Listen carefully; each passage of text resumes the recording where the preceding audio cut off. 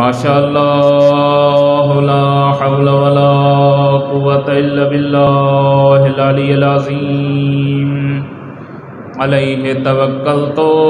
وإلیہ انیب وأفوض امری الی اللہ ان اللہ بصیر بالعباد بسم اللہ الرحمن الرحیم الحمد للہ رب العالمین والعاقبۃ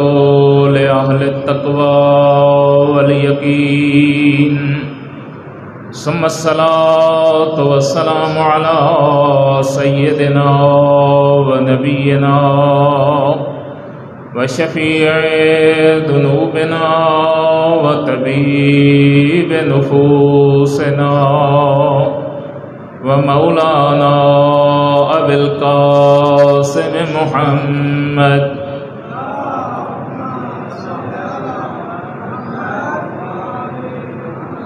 وعلى آلہ الطیبین الأطہرین المعصومین الغر المیامین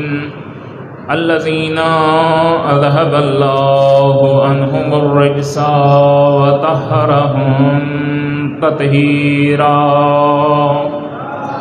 اللہم صلی علی محمد ورحمۃ اللہ علی محبیہم وشیعتہم اجمعین واللعنۃ الدائمۃ علی مبغضیہم وظالمیہم ومنکری فضائلہم الی ابد الآبدین اما بعد وقد قال الرضا علیہ آلاف التحیت والثناء یا ابن الشبیب ان کنت باقیا علی شیء فابق علی الحسین صلوات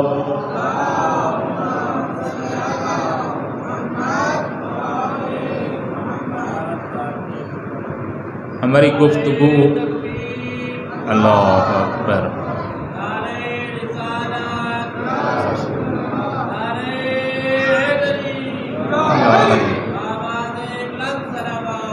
اللہم صلی علی محمد وآل محمد۔ ہماری گفتگو امامت کے موضوع پر اور اس میں حسینیت اور مہدویت کا دو نام ہیں لیکن کردار ایک ہے۔ مظلوم کربلا کا کردار دیکھیں یا حضرت صاحب الامر کا کردار، یہ ایک دوسرے کی عکاسی کرتے ہیں، اور اگر یوں کہوں تو بعید نہیں ہوگا کہ حضرت صاحب الامر ان سابقہ ائمہ اطہار علیہم الصلاۃ کی سارے کردار کو ایک مرتبہ ایسا روشن فرمائیں گے کہ اس میں مولا علی کا کردار بھی لوگ دیکھ لیں گے، مولا امام حسن مجتبیٰ کا کردار بھی دیکھ لیں گے، حتیٰ کہ 11 ائمہ کی پوری تصویر وہ حضرت صاحب الامر کی شکل میں لوگوں کے سامنے آئے گی، لیکن یہ معلوم نہیں کہ وہ دور کون سا ہوگا۔ لہٰذا ہم جو کہتے ہیں کہ خدایا ہمیں اس نورانی چہرے کی زیارت کا شرف حاصل فرما، اور ہم یہ تمنا اپنے دل میں رکھتے ہیں، ممکن ہے کہ خداوند متعال ہماری سعادت ہو، ہماری زندگی میں یہ روح پذیر ہو جائے اور حضرت صاحب الامر تشریف لے آئیں، اور ہم بھی ان خاکساروں میں سے ہو جائیں کہ جو حضرت صاحب الامر کے ساتھ مل کر دین حق کی مدد کرنے والے ہوں گے۔ یا ممکن ہے کہ ہماری زندگی میں یہ مسئلہ رونما نہ ہو، اور آج سے اگر 1200-1300 سال گزر چکے ہیں اور ابھی تک اتنے شیعیان جن میں علماء کرام، مراج اعظام، نیک متدین، شہداء، صاحبان تقوی یہ دعا کرتے ہوئے چلے گئے، عین ممکن ہے کہ کئی ہزار سال اور بھی گزر جائیں اور فرزند زہرا دلبند بطول ابھی اللہ کے حکم کے منتظر رہیں اور اس وقت تشریف لائیں کہ جب ہزاروں سال گزر چکے ہوں۔ لیکن ائمہ اطہار علیہم الصلاۃ والسلام نے ہماری دل کی تسلی کے لیے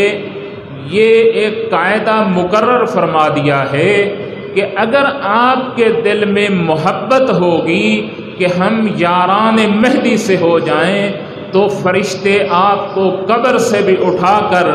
اس مہدی دوران کی فوج کا سپاہی بنا دیں۔ مل کر صلوات پڑھیں محمد و آل محمد پر۔ پیغمبر اکرم صلی اللہ علیہ وآلہ وسلم ایک دن تشریف فرما تھے اپنے اصحاب کے درمیان، اچانک ارشاد فرماتے ہیں این اخواننا،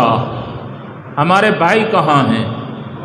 صحابہ کرام ایک دوسرے کو دیکھنا لگ گئے، حضرت کی بھائیوں سے کیا مراد ہے؟ اس لفظ اخوان استعمال کرنے سے کیا مراد ہے؟ کہا نحن فی خدمتکم، صحابہ نے عرض کی یا رسول اللہ ہم جو کچھ ہیں، چاہے ہمیں بھائی بناؤ، صحابہ بناؤ، جو کچھ ہے ہم آپ کی خدمت میں حاضر ہیں۔ فرمانے لگے نہیں، انتم اصحابنا، آپ ہمارے اصحاب ہیں، ہمارے بھائی وہ ہیں جو زمانہ غیبت کبریٰ میں زندگی گزاریں گے اور ان کی ایمان کی بنیاد من البیاض الی السواد ہوگی۔ کیا مطلب؟ یعنی وہ ایمان کو، دین کو حاصل کریں گے، کتابوں سے حاصل کریں گے۔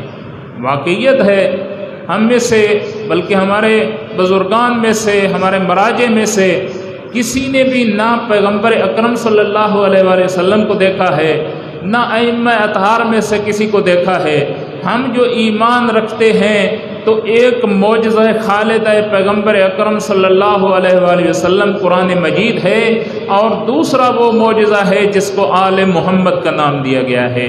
اگر یہ معجزات ہم نہ پڑھیں اور تو اس کے علاوہ تو ہمارے پاس کوئی ایسی دلیل موجود نہیں ہے کہ جس طرح سے مثلاً اصحاب نے پیغمبر اکرم کو دیکھا تھا،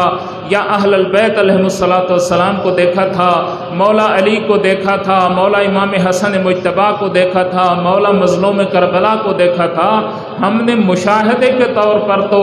ان ائمہ کی نہ سیرت دیکھی ہے نہ صورت دیکھی ہے۔ ہمارا تو ایمان یہ ہے کہ وہ اللہ کے 1,24,000 انبیاء تشریف لائے تھے، سارے کے سارے برحق تھے، ان میں سے آخری پیغمبر خاتم حضرت محمد مصطفیٰ صلی اللہ علیہ وآلہ وسلم ہیں، اور اس کے بعد ان کے 12 جانشین ہیں، اور ان سب کے اوپر ہم ایمان رکھتے ہیں۔ اللہ کی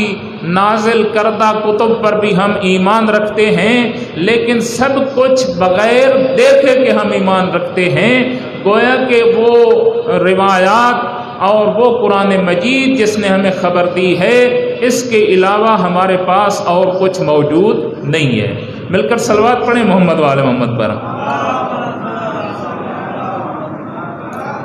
ہمارے سارے ائمہ علیہم الصلاۃ والسلام زمانہ غیبت کی طرف ہماری توجہ دلاتے گئے، اور حضرت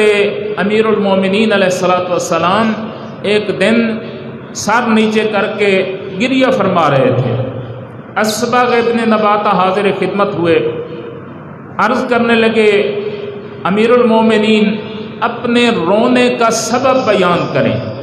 کیوں آپ گریہ فرما رہے ہیں؟ فرمایا میں اپنے اس 11ویں فرزند کے متعلق رو رہا ہوں کہ جو تنہائی میں زندگی گزاریں گے۔ یہ تھوڑی مشکل ہے کہ وہ ہمارے درمیان موجود ہوں اور ہم ان کو نہ پہچانیں، اور ہمیں اس طرح سے جس طرح سے ہم ان کا احترام کرنا چاہتے تھے ہم ان کو احترام بھی نہ دے سکیں، نہ وہ کسی کے ساتھ مل جل سکیں، کسی کے ساتھ بات نہ کر سکیں، اور جو عظمت اور خداوند متعال نے جلالت ان کو عطا کی تھی وہ ان کی وہ عظمت اور جلالت مخفی رہ جائے۔ میں ایک چھوٹی سی مثال آپ کی خدمت میں عرض کرتا ہوں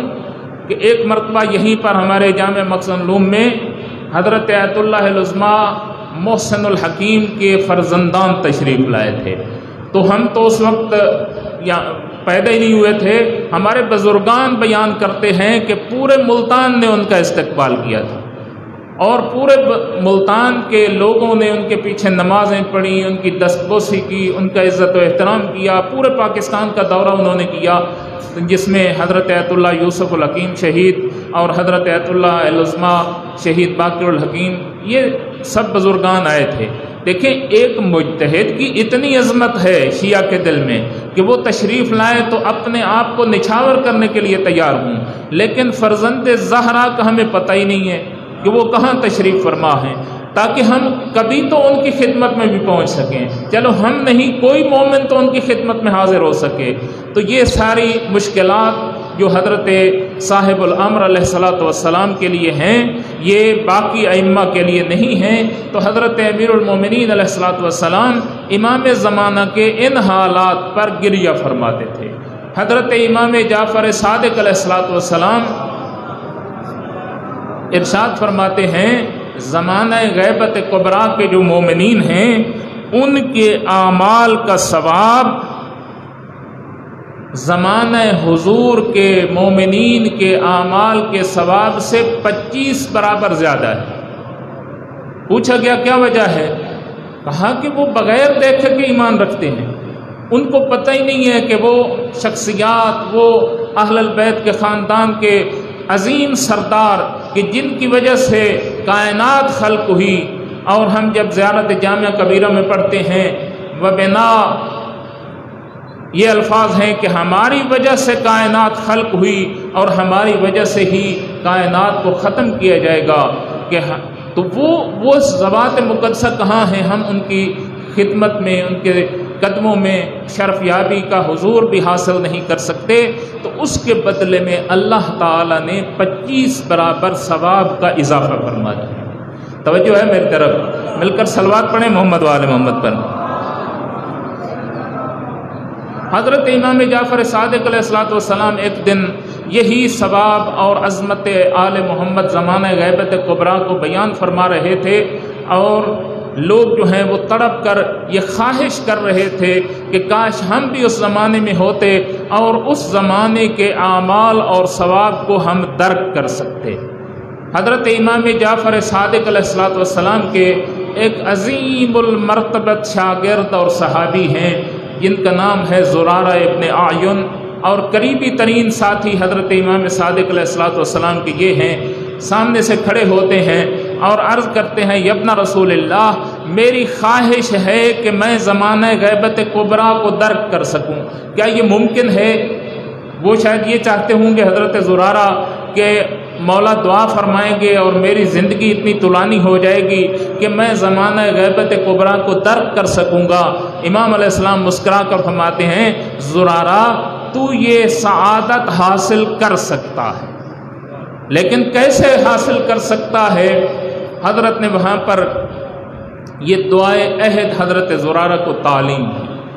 اور دعائے عہد پڑھنے کا ثواب حضرت نے یہ ارشاد فرمایا کہ اگر تیرے دل میں محبت صاحب الزمان ہوگی،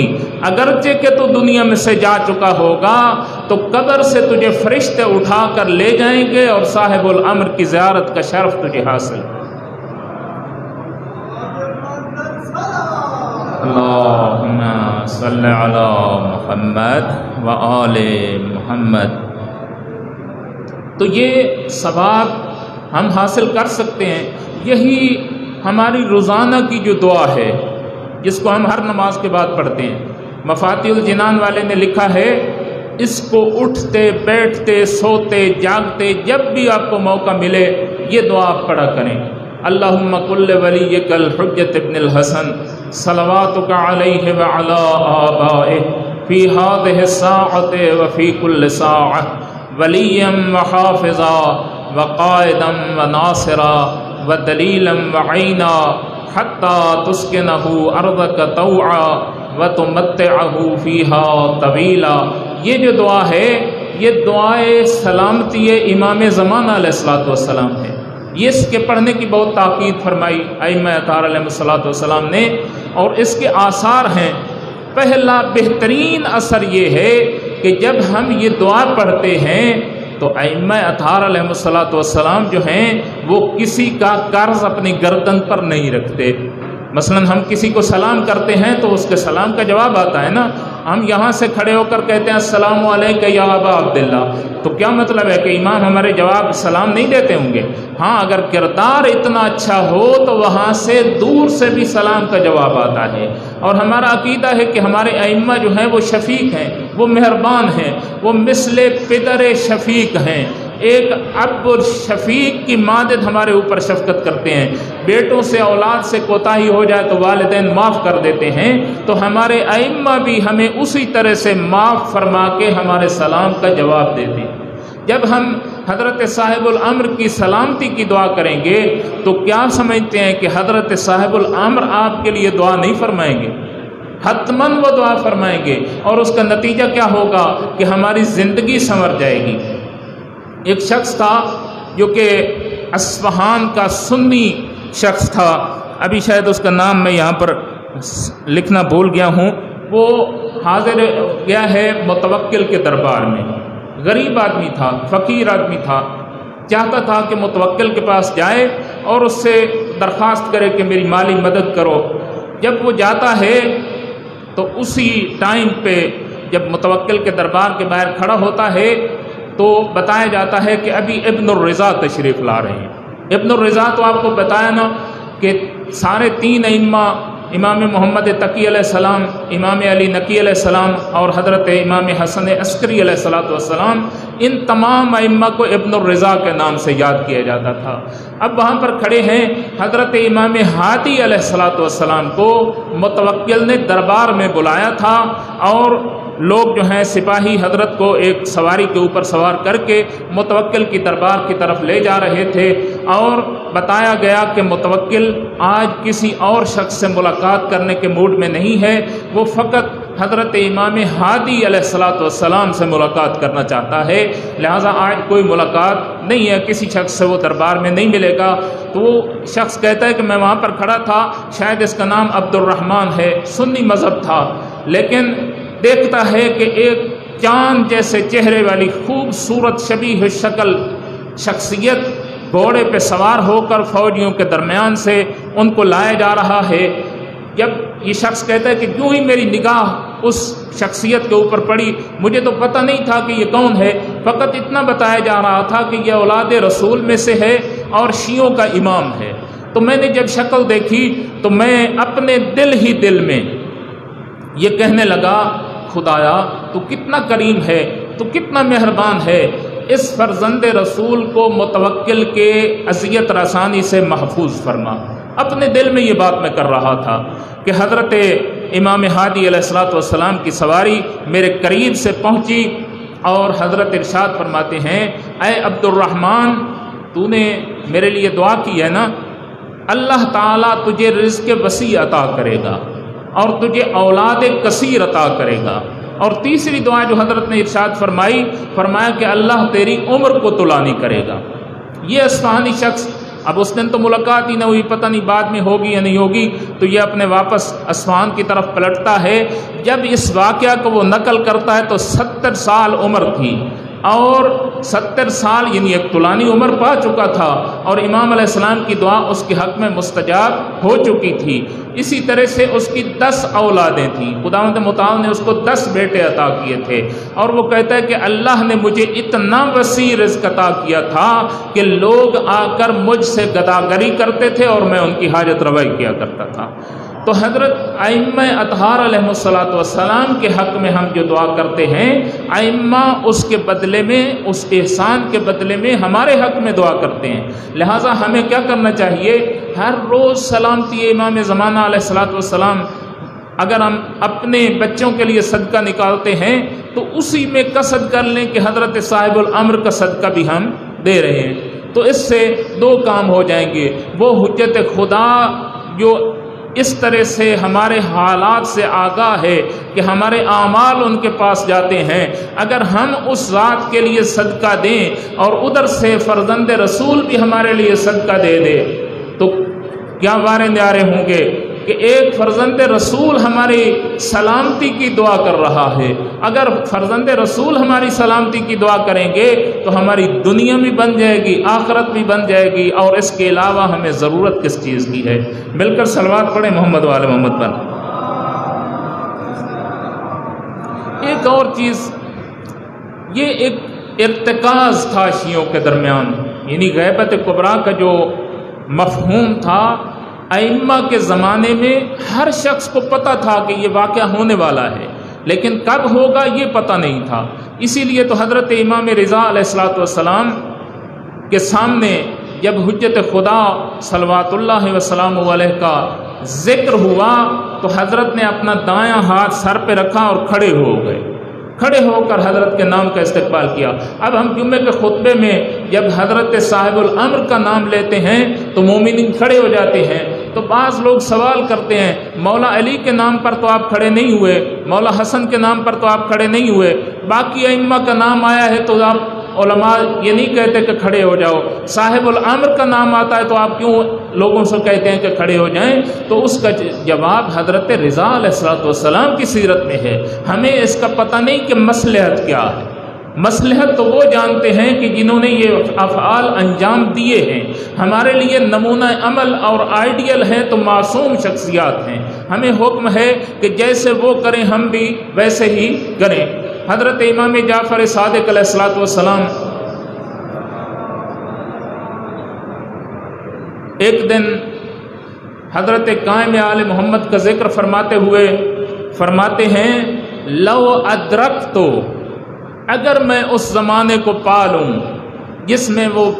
11واں فرزند میرا، چھٹا فرزند، 7واں فرزند دنیا میں تشریف لائیں گے، لا خدمت تمام حیاتی، تو ساری زندگی میں صادق آل محمد اس کی نوکری اور غلامی کرتا رہا۔ کیا عظمت ہے اس فرزند رسول کی، کیا جاہ و جلالت ہے، کیا اس کی شان و شوکت ہے، اور ہم ہیں کہ زمانہ غیبت کبریٰ میں زندگی بھی گزار رہے ہیں اور حضرت صاحب الامر کے متعلق ہمیں حالات کا بھی پتہ نہیں۔ ہونا تو یہ چاہیے تھا نا۔ اب ہم یہاں سے شکوہ کرتے ہیں مدینہ کے لوگوں نے امام حسین کو نہ پہچانا، کوفہ کے لوگوں نے امام حسین کو نہ پہچانا، حجاز کے لوگوں نے امام حسین کو نہ پہچانا۔ میرے بھائی ہم نے امام زمانہ کو کون سا پہچانا ہے؟ اگر آج وہ حجت خدا ندا دے دے اور کعبے کے ساتھ دیوار کے ساتھ کھڑے ہو کر کہہ دے انا المہدی، تو ہم میں سے کون ہے جو کہے کہ میں ابھی ایک قدم اٹھاتا ہوں اور دوسرا قدم میرا کعبہ اور بیت اللہ کے اندر ہوگا؟ کوئی ایسا ہے؟ کسی کی دکان کا مسئلہ ہے، کسی کی نوکری کا مسئلہ ہے، کسی کے بچوں کا مسئلہ ہے، کون ہے جو اپنے گھر بار اولاد سب کو چھوڑ کر لبیک یا مہدی کہتے ہوئے حضرت کی خدمت میں حاضر ہو جائے؟ تو یہ سارے مسائل کم از کم اور تو اپنے مقام پہ حضرت جب بلائیں گے وہ تو انشاءاللہ خدا توفیق دے گا اور ہم انشاءاللہ حضرت کی خدمت میں حاضر ہوں گے۔ ہمیں کتنے لوگوں کو ان حالات کا پتہ ہے کہ جن حالات میں حضرت قائم آل محمد زمان آخر 70 سال تو حضرت کا رابطہ بالکل مستقیم یا انڈائریکٹ لوگوں کے ساتھ تھا۔ کچھ لوگوں نے حضرت کو دیکھا، اور حضرت کی زندگی کے 3 پہلو ہیں، پہلا ظہور ہے، پھر غیبت ہے، پھر انشاءاللہ ظہور ہوگا۔ 5 سال تو لوگوں کے درمیان موجود تھے، لوگوں کے سوالات کے جواب دیتے تھے، اور حضرت امام حسن عسکری علیہ السلام کے لیے یہ ایک بہت بڑا مسئلہ تھا۔ ایک طرف سے ظالمین وقت سے حضرت کو مخفی رکھنا، اور دوسرا یہ کہ اپنے شیعوں کو اس کا تعارف کرانا۔ یہ 2 متضاد کام تھے، کسی کو پتہ بھی نہ چلے اور خاص الخاص لوگوں کو علم بھی ہو جائے کہ وہ مہدی دوران اس وقت جو ہے دنیا میں تشریف فرما ہو چکے ہیں۔ یہی وجہ ہے اہل سنت کا اور ہمارا جو اختلاف ہے، ورنہ تو اقوام عالم میں مہدی کے متعلق کوئی اختلاف نہیں۔ اہل سنت کا اور ہمارا جو اختلاف ہے، ہمارا عقیدہ یہ ہے کہ وہ پیدا ہو چکے ہیں اور ظہور فرمائیں گے، لیکن اہل سنت کہتے ہیں کہ وہ ابھی پیدا بھی نہیں ہوئے، پیدا ہوں گے۔ یہی اختلاف ہے۔ وجہ کیا تھی؟ اسباب کیا تھے؟ وجہ یہی تھی کہ حضرت امام حسن عسکری علیہ السلام اپنے خاص الخاص لوگوں کو تو بتا چکے تھے،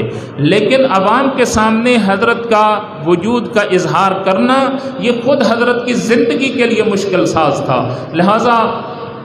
دیکھیں، خداوند متعال جو اپنی تدبیر کرتا ہے نا، تو اس کے اندر حکمت حتماً موجود ہوتی ہے۔ مثلا حضرت ابراہیم کے لیے آگ میں ڈالا جانا اور پھر حضرت ابراہیم کی شخصیت کا اجاگر ہونا، حضرت موسیٰ کا بے وطن ہونا اور بے وطن ہونے کے بعد حضرت موسیٰ کی شخصیت کا اجاگر ہونا، حضرت یوسف علیہ نبینا علیہ السلام کا کنویں میں گر جانا، تھوڑی مشکل تو نہیں ہے، بہت بڑی مشکل ہے۔ اپنے بھائیوں کے ہاتھوں بک جانا، ایک مرتبہ نہیں 2 مرتبہ۔ اب ایک آزاد آدمی کو کوئی پکڑ کر بیچ دیجیے، میرا غلام ہے، میرا نوکر ہے، اس کو میں فروخت کرنا چاہتا ہوں، کتنی بڑی تکلیف ہے، روحانی تکلیف ہے نا۔ ایک تو شخصیت اس سے تباہ ہوتی ہے، مثلا ہم میں سے کسی کو کوئی لے جائے اور بازار میں بیچ دیجیے تو میرا غلام ہے، ایک بہت بڑی شخصیت اولاد نبی میں سے ہو، خود اللہ کا نبی ہو، یقین ہو کہ میں اللہ کا نمائندہ ہوں، اور اس کو بیچا جا رہا ہو، بیچنے کے بعد اس کو مارا پیٹا جا رہا ہو، مارنے پیٹنے کے بعد پھر اس کو کنویں کے اندر پھینک دیا گیا کہ اب اس سے جان ہی چھڑا لی گئی۔ لیکن اللہ کی مصلحت کا تقاضا کیا تھا کہ یوسف کنویں میں جائے گا تو پھر اس کی عظمت روشن ہوگی۔ اسی طرح سے اللہ کو علم تھا، اللہ اپنی حکمت کے ساتھ یہ جانتا تھا کہ زمانہ غیبت جو ہے وہ بہت طولانی ہے، اور طولانی ہونے کی وجہ سے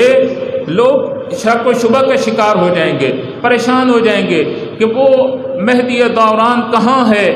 وہ آتا کیوں نہیں، وہ ہماری مشکلات کیوں نہیں حل کرتا۔ اس قسم کی باتیں جو آج کل لوگوں سنی تو سنی ہمارے شیعہ کے درمیان بھی رائج ہو چکی ہیں کہ بالآخر اس امام زمانہ کا کیا فائدہ ہے کہ جو موجود ہیں لیکن ہماری مشکلات حل نہیں کرتے۔ بھائی کب آپ متوسل ہوئے ہیں، کب آپ نے اپنا کردار پیش کیا ہے کہ مہدی دوران آپ کی مدد کریں اور آپ کی خدمت کے لیے، آپ کی مدد و نصرت کے لیے آ جائیں؟ تو امام حسن عسکری علیہ السلام بلکہ حضرت امام محمد تقی علیہ السلام کے بعد کے جو حالات ہیں وہ زمینہ سازی ہے حضرت صاحب الزمان کی غیبت کبریٰ کی۔ صورتحال یہ تھی کہ حضرت امام محمد تقی کے بعد حضرت امام علی النقی الہادی علیہ السلام کو سامرہ میں بلا لیا گیا، اور حضرت امام ہادی اور حضرت امام حسن عسکری کی ایسی باعظمت شخصیات کہ جو فرزندان رسول ہیں، جو پوری کائنات میں حجت خدا ہیں، لیکن 2 دن ہفتے میں دربار میں حاضر کیا جاتا ہے۔ پہلے تو زندان میں ڈال دیا گیا، کچھ دن زندان رہنے کے بعد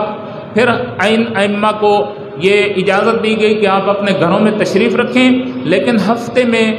پنجشنبے کے دن، خمیس والے دن اور ہفتے والے دن آپ کے لیے لازمی ہے کہ آپ دربار میں آ کر حاضری لگوایا کریں، تاکہ ہمیں پتہ چلے کہ آپ سامرہ میں ہیں، کہیں چلے تو نہیں گئے، کہیں آپ نے یہاں سے کسی اور جگہ منتقل تو نہیں ہو گئے۔ دیکھیں یہ حالات پیدا ہو رہے ہیں، ایسے حالات میں کہ جب فوج کی چھاونی میں ان ائمہ کو گھیر دیا گیا ہے، اور دوسری طرف کیا صورتحال ہے کہ تشیع جو ہے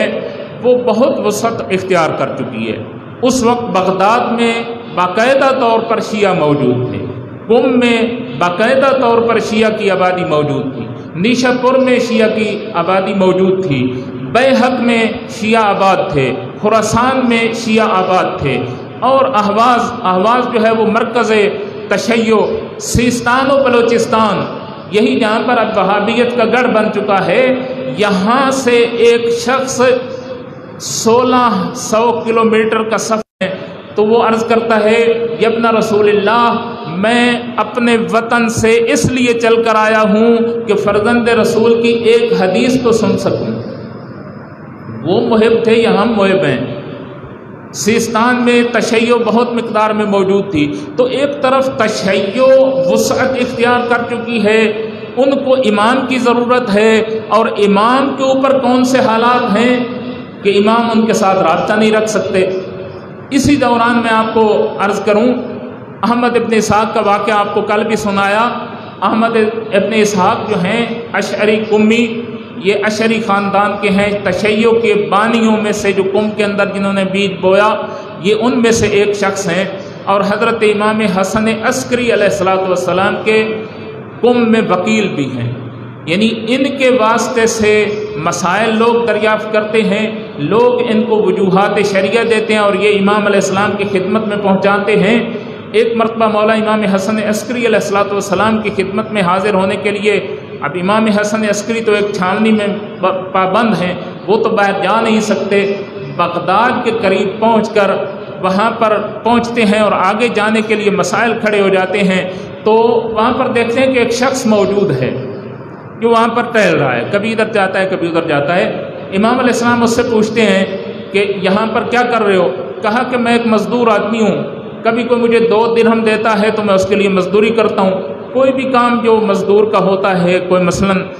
گھر تعمیر کراتا ہے، کوئی اور کام جو بھی لینا چاہتا ہوتا ہے، میں 2 درہم لے کر دہاڑی پر اس کی خدمت کرتا ہوں اور 2 درہم میری مزدوری ہے۔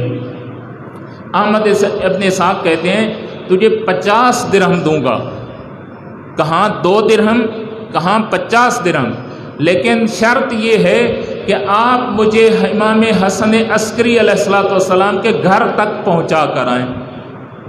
اب وہ خوش تو ہو جاتا ہے، 2 درہم کی مزدوری والے کو 50 درہم مل رہے ہیں، لیکن دوسری طرف وہ اظہار عجز و ناتوانی کرتا ہے کہ میرے بس میں یہ نہیں ہے، میں نے سامرا تو دیکھا ہوا ہے لیکن مولا کا گھر کہاں پر ہے یہ مجھے پتہ نہیں ہے۔ تو احمد ابن اسحاق اس کو 50 دینار لے کر اس کو اپنے ساتھ ملاتا ہے۔ پرانے زمانے میں جنگل کے راستے، چلو یہ سامرا تک تو ہمیں پہنچا دے گا اور نہیں تو 2 آدمی مل کر سفر کر لیں گے، تو وہاں پہنچ کر پھر کہتے ہیں کہ امام کی خدمت میں کوئی طریقہ اور تلاش کریں گے۔ تو اس طریقے سے احمد ابن اسحاق 50 دینار دے کر حضرت امام حسن عسکری علیہ السلام کی خدمت میں پہنچا،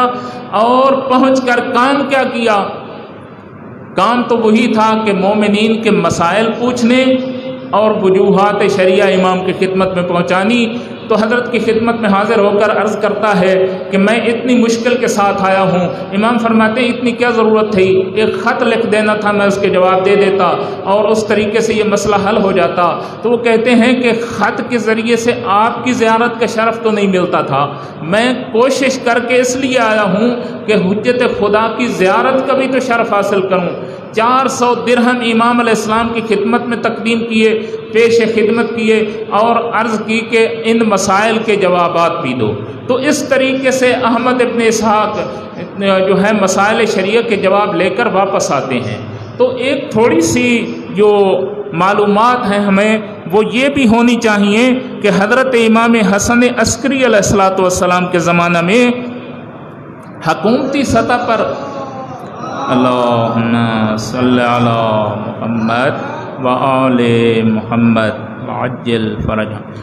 عباسیوں کی کیا صورتحال؟ خود یہ جو اتنے بڑے ظالم قسم کے حکمران تھے، جن کے ظلم جو ہے تاریخ میں رقم ہو گئے کہ سادات علویون و حسنیون کو دیواروں میں چنا دیا گیا اور کوئی شخص نام بھی نہیں لے سکتا تھا، ان کے اپنے کیا حالات تھے، خود وہ مضطرب تھے۔ یعنی اگر حکومت ہی مستحکم نہ ہو تو رعیت اور عوام تو خود بخود پریشان ہو جاتی ہے۔ آپ اپنے حالات دیکھ لیں کہ کیا حالات ہمارے اوپر گزر رہے ہیں، ہر روز مہنگائی مہنگائی مہنگائی، اور ہر بندہ اس مہنگائی سے تنگ ہو کر اپنی جان چھڑانا چاہتا ہے۔ تو اس زمانے کے جو حالات ہیں، اگر ہم امام زمانہ کے متولد ہونے کے زمانے سے پہلے تھوڑا سا دیکھیں، حضرت امام حسن عسکری علیہ السلام کے زمانے میں 3 خلفاء نے زندگی گزاری ہے۔ اور یہ تو میں پہلے عرض کر چکا ہوں کہ حضرت امام حسن عسکری کی مدت امامت کتنی ہے؟ 6 سال، یعنی 28 سال میں حضرت کی شہادت ہوئی، تو 28 سے پہلے 22 سال کی عمر مبارک میں امامت کے عہدے پر فائز ہوئے۔ 6 سال میں 3 حکمران تبدیل ہو گئے۔ تو اس کا مطلب کیا تھا کہ حکومت جو ہے وہ مستحکم نہیں تھی۔ پہلا شخص جو ہے یہ معتز عباسی، یوں ہی امام علیہ السلام جو ہیں وہ امامت کے عہدے پر فائز ہوتے ہیں، تو یہ متوکل کا بیٹا ہے، متوکل اس دنیا سے چلا جاتا ہے اور معتز کو خلافت دی جاتی ہے۔ معتز کی حالت کیا ہے؟ پورے کا پورا دربار ترکوں کے حوالے کر دیا گیا ہے۔ آخری ایام میں عباسیوں کے جو دربار تھے وہ ان کو ترک چلاتے تھے، نام کا خلیفہ ہوا کرتا تھا، متوکل کا بیٹا ہے۔ اس کو ترکوں نے کیا کیا؟ صحن دربار میں لے گئے، 25 کوڑے مارے۔ بادشاہ وقت ہے، خلیفہ ہے، اور درباری اس کو کوڑے مار رہے ہیں، اور اس طرح سے کہ اس کو اسی جگہ پر کوڑے لگانے کے بعد زندہ قبر میں دفن کر دیتے ہیں اور اس کے چچا کے بیٹے کو خلافت کے اوپر بٹھا دیتے ہیں۔ یہ دربار کی صورتحال ہے۔ اور اس کا جو چچا زاد ہے اس کا نام ہے محتدی، وہ 1 سال تک حکومت پہ رہا، لیکن نسبتاً باقی ظالم لوگوں سے کچھ بہتر تھا۔ کہتے ہیں کہ عمر ابن عبدالعزیز کی مانند تھا کہ اس نے بھی کچھ جو ہے رعایا کے ساتھ اچھے سلوک کیے تھے۔ 1 سال کے بعد یہ خود بخود کنارہ کش ہو جاتا ہے، حکومت کو چھوڑ دیتا ہے، اور عملی طور پر حکومت جو ہے وہ معتمد کو دے دیتا ہے، معتمد عباسی کو۔ معتمد کی کیا صورتحال ہے؟ سخت ترین دشمن آل رسول ہے، انتہائی کمینہ شخص ہے، اور جو کچھ یہ ظلم کر سکتا تھا اس نے آل محمد کے حق میں کیے۔ اور حضرت امام حسن عسکری علیہ السلام کو ایک تو گھر میں محبوس کر دیا، گھر میں محبوس کرنے کے بعد ڈیلی ہر ہفتے میں 2 دن ڈیوٹی لگائی کہ آپ نے دربار میں آ کر حاضری لگوانی ہے کہ آپ سامرہ میں موجود بھی ہیں یا موجود نہیں ہیں۔ توجہ ہے میری طرف؟ ایسے خفقان، ایسے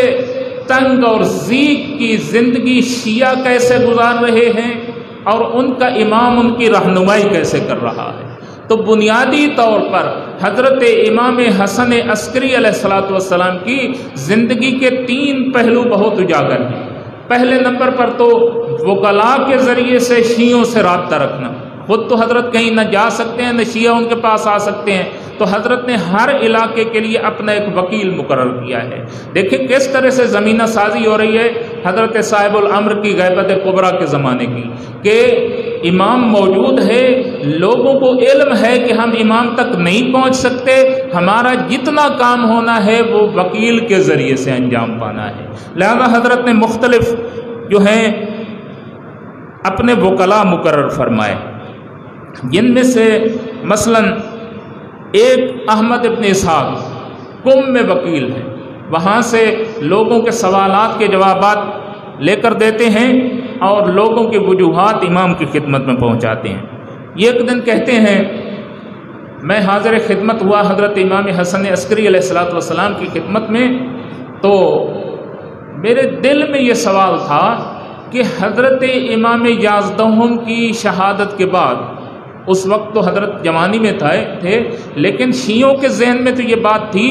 کہ حضرت کے بعد امام کون ہوگا؟ اگر خدا کا وعدہ برحق ہے، حضرت اس دنیا سے چلے جاتے ہیں، کہتے ہیں احمد ابن اسحاق جو کہ خود ایک فقیہ تھے، مناظر تھے، بہت بڑے عالم دین تھے، ان کے پاس یہ چیز سوال کے طور پر ذہن میں موجود تھی کہ میں حضرت امام حسن عسکری کی خدمت میں پہنچا تو یہ فرماتے ہیں، احمد ابن اسحاق کہتے ہیں قال الامام مبتدئا، ابھی میں نے سوال نہیں کیا تھا، میں نے پوچھا نہیں تھا، کوئی بات ہی نہیں کی تھی، امام نے خود شروع کر دیا، ابتدا ہی حضرت نے کی اور کہا کہ تو پریشان ہے کہ میرے بعد حجت خدا کون ہے؟ اور اس کے ساتھ ہی حضرت جو ہے وہ تشریف لے گئے اپنے گھر میں، وعلا تھوڑی دیر کے بعد جب تشریف لائے تو علی عاتقہ غلام، حضرت کے کندھے شانہ مبارک کے اوپر ایک نوجوان تھا، ایک خوبصورت وجیح شکل بچہ تھا جو حضرت امام حسن عسکری علیہ السلام اپنے کندھے کے اوپر بٹھا کر آئے، اور احمد ابن اسحاق کہتے ہیں وجہہ کالقمر، ایسا چاند سا چہرہ تھا کہ میں اس چاند سے چہرے کو بار بار دیکھتا رہا، اور جو میں نے سوالات پوچھنے تھے وہ بھی میں حجت خدا سے نہ پوچھ سکا، اتنا میں ہیبت زدہ ہو گیا، اتنا میں مرعوب ہوا، اور حضرت کی شکل کی زیارت کرنے کے لیے میں مشتاق رہا کہ 12ویں سرکار کی میں زیارت کروں۔ تو اسی عالم میں وقت ختم ہو گیا، میں واپس آ گیا، تو پھر میں دوبارہ دوسرے دن پھر حاضر ہوا، اور میں نے عرض کیا، یہ کہتا ہے کہ جب میں دوبارہ حاضر ہوا تو اس وقت بھی حجت خدا حضرت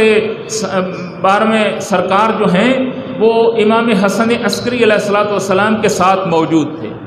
حضرت نے اشارہ فرمایا اور کہا حاذا صاحب، یہ ہے تیرا ولی الامر، میرے بعد تیرا امام یہ ہے، حاذا ابنی، حاذا وسیعی، حاذا خلیفتی و اماموں کا من بعدی، یہ وہ شخصیت ہے کہ جو تیرا مولا و آقا ہے، یہ وہ شخصیت ہے جو میرا فرزند ہے، یہ وہ شخصیت ہے جو میرا وسیع ہے، یہ وہ شخصیت ہے جو میرے بعد تم سب شیعوں کا امام ہے۔ تو اس طریقے سے وکلاء کے ذریعے سے امام اپنے مابعد امام کا تعارف بھی کروا رہے ہیں، لیکن مصلحت کا تقاضا یہ ہے کہ اس امام کو لوگوں اور درندوں کے سامنے بھی پیش نہ کیا جائے، کیونکہ اگر پیش کرتے ہیں تو وہ تو درندے ہیں، اگر پہلے امام کو شہید کیا، دوسرے کو، تیسرے کو، تو یہ حجت خدا بھی ان سے مامون و محفوظ نہیں رہے گی۔ اور آج کل کے حالات آپ کو بتا رہے ہیں، اگر سامرہ میں حرم امام حسن عسکری علیہ السلام ان کتوں سے محفوظ نہیں ہے، دیواریں محفوظ نہیں ہیں، تو اگر حجت خدا خود موجود ہوتے تو وہ کیسے محفوظ رہ سکتے تھے؟ مل کر صلوات پڑھیں محمد وآل محمد پر۔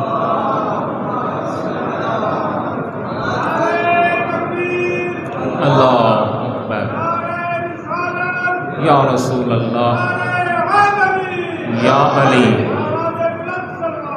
اللہم صلی علی محمد آل محمد۔ احمد ابن اسحاق کہتا ہے میں بھی یہ مولا امام حسن عسکری کی یہ فرمائشات سن ہی رہا تھا کہ وہ حضرت کے جو فرزند تھے اور حضرت کے ساتھ کھڑے تھے، خوبصورت ترین شکل تھی، وہ خود گویا ہوئے، خود ارشاد فرمانے لگے، اے احمد ابن اسحاق، انا بقیت اللہ فی الارض، میں ہوں وہ بقیت السلف جو اس زمین کو عدل و انصاف سے پر کروں گا، والمنتقم من اعدائہ، اور میں ہوں خون امام حسین کا بدلہ لینے والا۔ تو کہتے ہیں کہ میں نے دیکھ کر اپنے دل میں مسرت کی اور خوشی محسوس کی، اور میں یہ سمجھ گیا کہ حضرت امام حسن عسکری علیہ السلام کے بعد ہم بے سرپرست نہیں ہیں، خدا کی طرف سے اہتمام اور انتظام ہو چکا ہے۔ اسی طرح سے ابو ہاشم جعفری، اس نے امام علیہ السلام کے جو کہ خاص الخاص میں سے تھے، حضرت امام صاحب الزمان کا دیدار حاصل کیا، اور بھی بہت سارے۔ تو ہاں، جو حالات تھے اس زمانے کے، ان میں سے ایک واقعہ جو ہے وہ داؤد ابن ارقم کا ہے۔ یہ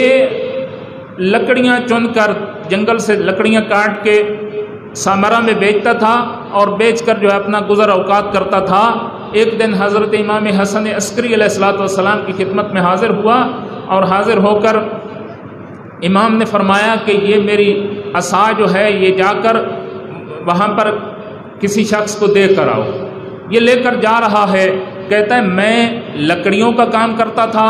میرے پاس بھی اس زمانے کی جو سواری تھی، کوئی گدا، خچر یا گھوڑا وغیرہ تھا، اور سامنے سے گلی میں ایک آدمی آ رہا تھا جو پانی بیچتا تھا،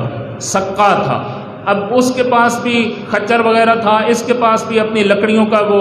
جو خچر وغیرہ تھا۔ تو کہتے ہیں لکڑیاں اور وہ پانی والا خچر جو ہے آپس میں اٹک گئے، آمنے سامنے ہو گئے، جیسے گاڑیاں مثلا کسی گلی میں اڑ جاتی ہیں، اسی طرح سے اڑ گئیں۔ تو اب یہ کہتا ہے میرے پاس تو عصا موجود تھا، اس کے پاس عصا موجود نہیں تھا، تو میں نے اس پہ خچر کو مارا تاکہ وہ پیچھے ہٹ جائے اور ہم کسی طرح سے رستہ کھلے اور ہم آگے نکل جائیں۔ یوں ہی امام علیہ السلام کا وہ عصا میں نے مارا تو وہ ٹوٹ گیا، اور ٹوٹنے کے بعد اس سے بہت سارے خطوط نکلے۔ تو یہ پریشان ہو گیا۔ امام علیہ السلام تو اس طریقے سے اپنے شیعوں تک اپنا پیغام دینا چاہتے تھے، مجھے کیا معلوم تھا کہ یہ اس کے اندر خطوط موجود ہیں۔ عثمان ابن سعید کے پاس وہ خط لے کر جا رہے تھے، فوراً خطوط کو جمع کیا، امام علیہ السلام کی خدمت میں حاضر ہوا۔ مولا مجھے آپ نے بتایا ہی نہیں کہ یہ کوئی راز کی بات تھی۔ حضرت نے فرمایا ممکن ہے کہ تجھے بھی نہ بتانا چاہتا ہوں، یہ ایسی راز کی باتیں تھیں، لیکن میں اس کو پہنچانا چاہتا تھا جو میرا پیغام میرے شیعوں تک پہنچا سکتا تھا۔ اور سب سے پہلے وکیل حضرت امام حسن عسکری علیہ السلام کے بعد یہی عثمان ابن سعید جو کہ سمان کے نام سے مشہور ہیں، وہ بھی کیسے کام کرتے تھے؟ گھی کا کام کرتے تھے بغداد میں، اور وہاں پر گھی کے جو برتن ہوتے تھے، پرانے زمانے کے پیالے ہوتے تھے، پیالے کے نیچے رکھا خط اور اس کے ساتھ اس کو چمٹا دیا اور پیالہ جو ہے بیچ دیا کسی کو۔ اس طریقے سے یہ امام علیہ السلام کے خطوط شیعہ تک پہنچتے ہیں اور شیعہ کے خطوط امام علیہ السلام تک پہنچتے ہیں۔ ایسے حالات میں حضرت حجت خدا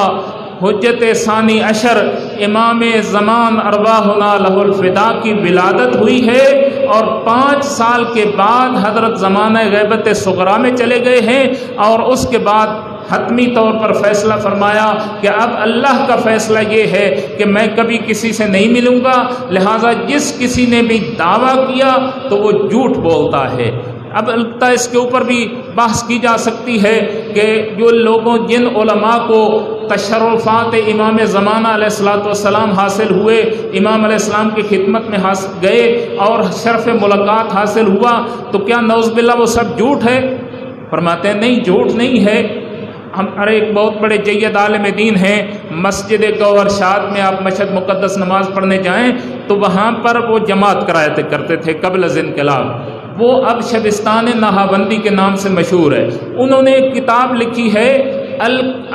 العبقری الحسان۔ العبقری الحسان میں پورے کے پورے واقعات لکھے ہیں، کس طرح سے سید مہدی بحر العلوم امام علیہ السلام کی خدمت میں شرف یاب ہوئے، کس طرح سے علامہ ہلی شرف یاب ہوئے۔ سید بحر العلوم کہتے ہیں میں ایک دن مسجد کوفہ میں حاضر ہوا اپنی زیارت کے لیے، تو وہاں پر کھڑے ہو کر حجت خدا جو ہیں وہ زیارت آل یاسین کی تلاوت فرما رہے تھے اور وہاں پر کھڑے تھے، تو میں نے سلام کیا اور دستبوسی کی۔ یہ سید بحر العلوم کو کئی مرتبہ امام زمانہ علیہ السلام کی شرف ملاقات ہوا۔ انہی میں سے ایک وہ واقعہ ہے کہ جب سید مہدی بحر العلوم 10ویں کے دن حرم امام حسین علیہ السلام میں علماء و مراجع سب اکٹھے تھے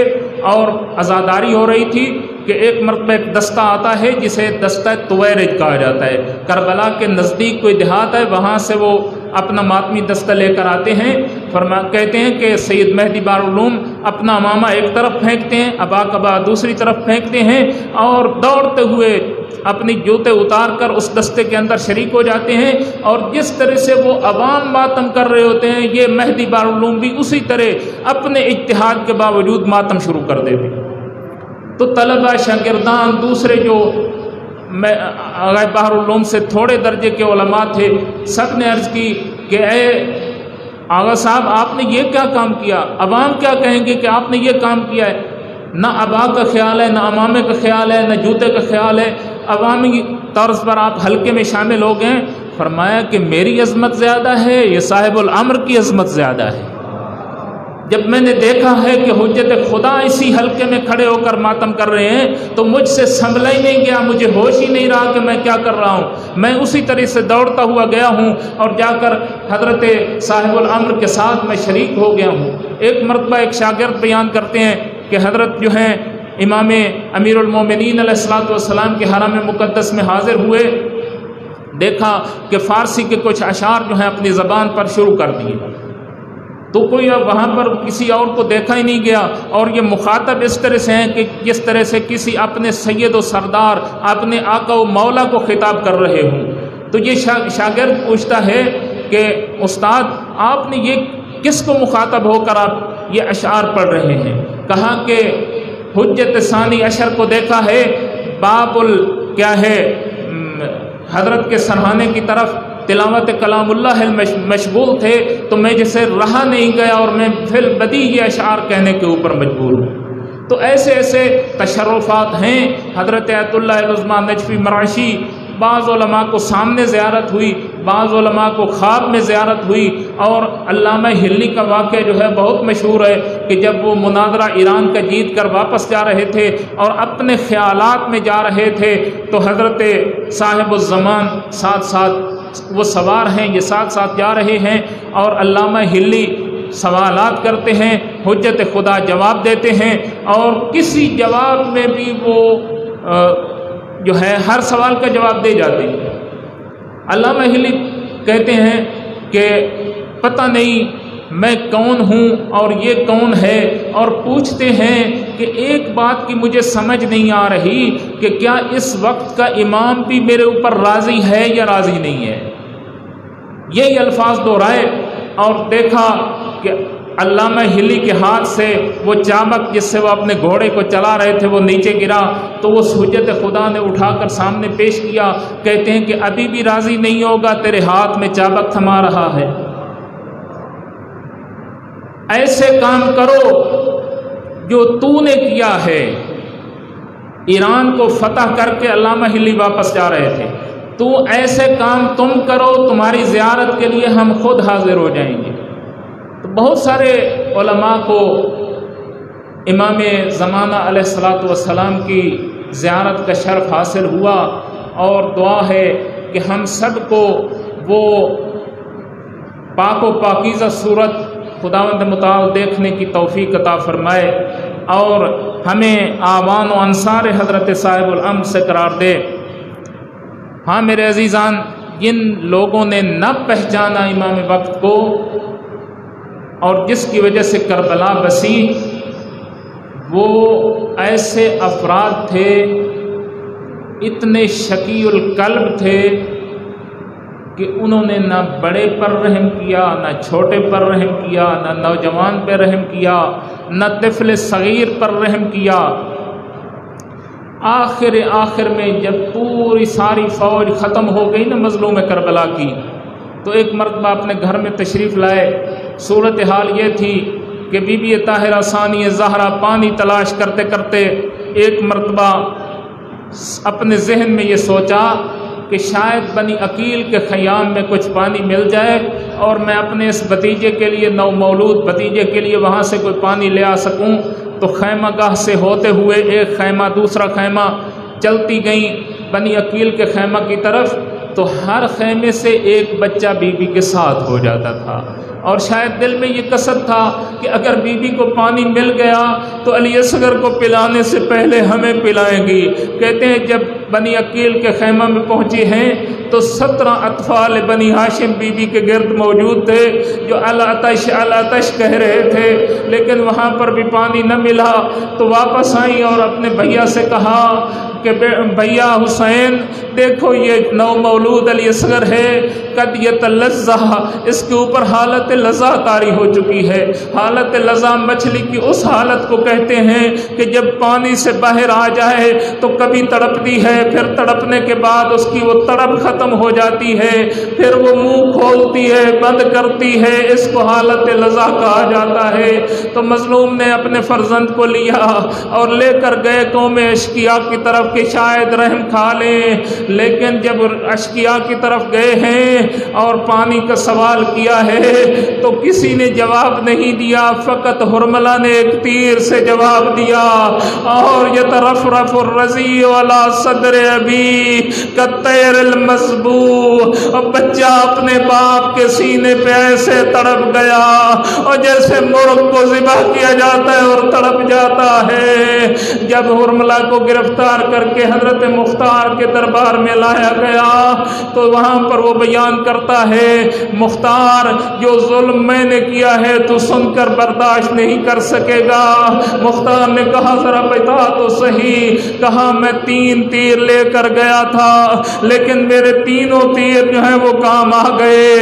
ایک تیر میں نے مولا عباس کی آنکھ میں مارا، اس سے عباس زین ذوالجناح سے زمین پر آئے، ایک تیر میں نے علی اصغر کے گلو پہ چلایا، وہ بھی شہید ہو گئے، اور آخری تیر میں نے خود مظلوم کربلا کو مارا، جس کو مظلوم سی سینے سے باہر نہ نکال سکے، اپنی پشت کی جانب سے باہر نکالا،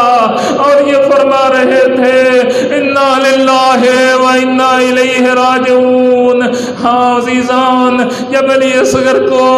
شہید ہو چکے تو مظلوم یہ چاہتے تھے کہ ان پامال لاشوں میں میرا یہ نو مولود بچہ بچ جائے۔ ایک چھوٹی سی قبر کھود کے دفن کرنا چاہا، دفن جو کیا تو ایک ضعیف باپ ہے جو پھول جیسے بیٹے کو دفن کرنا چاہتا ہے، کربلا کی گرم ریت ہے، پاؤں کی طرف سے ریت ڈالنا شروع کی۔ روایت کہتی ہے کہ جب مظلوم نے چہرے پہ ریت ڈالنا شروع کی تو دوسری طرف رخ پھیر لیا، کہا علی اصغر تیری اپنی قسمت، لیکن میں کہوں گا میرے آقا آپ تو اس کو حفاظت کے انتظامات کر رہے ہیں۔ تھوڑی دیر کے بعد 30 نانجیبوں نے یہ کہا کہ مظلوم حسین کا ایک چھوٹا بیٹا تھا، اس کا سر نہیں مل رہا، تو 3 لوگوں نے نیزے اٹھائے، زمین کربلا کو کھودنا شروع کیا، اور ایک مرتبہ جو نیزہ لگا تو علی اکبر نیزے کے اوپر نمودار ہوئے، دوسرے ملعون نے سر کاٹا، اور سارے شہداء کربلا ایک مرتبہ شہید ہوئے، علی اصغر 3 مرتبہ شہید کیے گئے۔ الا لعنت اللہ علی القوم الظالمین وسيعلم الذين ظلموا أي منقلب ينقلبون۔ خدا بندہ تجھے واسطہ اپنی عظمت کا، واسطہ محمد وآل محمد کا، ہماری اس سزاداری کو اپنی بارگاہ میں منظور و مستجاب فرما۔